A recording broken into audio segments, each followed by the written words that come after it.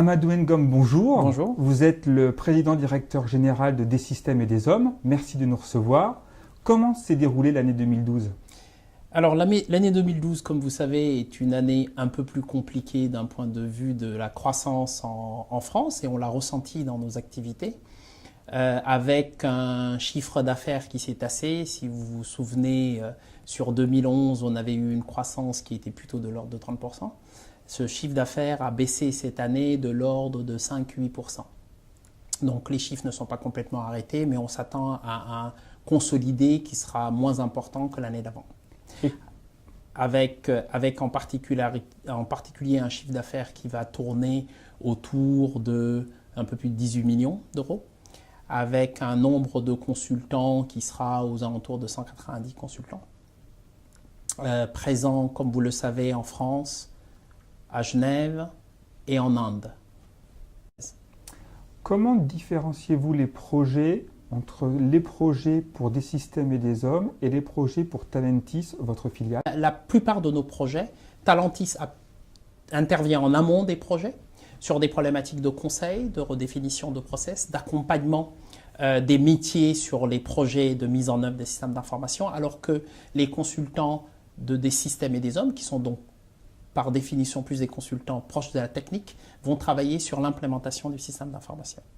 Concrètement, quels ont été les changements constatés chez vos clients suite au rachat de Taleo par Oracle? Très clairement, ça a eu un effet rassurant pour les clients qui, en général, étaient plutôt de très grosses organisations qui se retrouvaient avec un fournisseur qui était de taille un peu équivalente à la leur. Ça, c'est la première chose.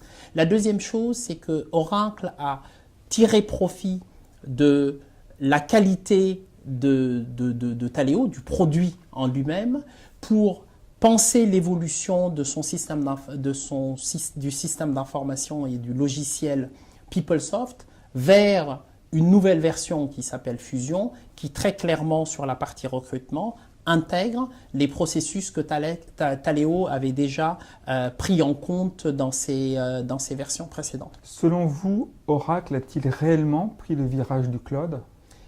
Sans aucun doute, Oracle a pris le virage du cloud. D'abord, Oracle faisait du cloud avant de prendre Taleo. Sur les systèmes d'information RH, la solution Fusion sur laquelle il travaille quand même depuis quelques années était destinée à être déjà sur le cloud. Donc il y a eu un phénomène d'accélération évidemment avec l'intégration d'une solution comme Taleo, mais Oracle faisait déjà du cloud sur le CRM par exemple. Beaucoup de moyens ont été et sont investis dans Fusion. Est-ce toujours intéressant de choisir PeopleSoft et pourquoi vos clients continuent à choisir PeopleSoft? Alors, c'est intéressant de choisir PeopleSoft pour deux raisons. La première raison, c'est que le produit continue à évoluer. Il y a une version 9.1 qui est sortie, la version 9.2 est annoncée, donc Oracle continue à investir sur la solution PeopleSoft. Ça, c'est une première chose.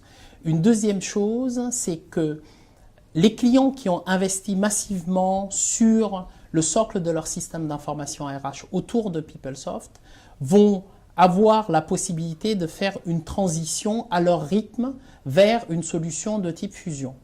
Donc, il est très clair que le socle PeopleSoft, s'il existe, a vocation à continuer à vivre et les clients peuvent imaginer des évolutions un peu plus graduelles en rajoutant des modules fonctionnels en fonction de leurs besoins qui peuvent eux être sur Fusion, de sorte que nous, on croit plus à une cohabitation d'un système à base de PeopleSoft et de compléments à base de Fusion, pour une transition douce. Alors évidemment, à terme de 5, 6, 7 ans, peut-être que les clients finalement seront complètement sur Fusion, mais on pense qu'il va y avoir une transition un peu plus douce.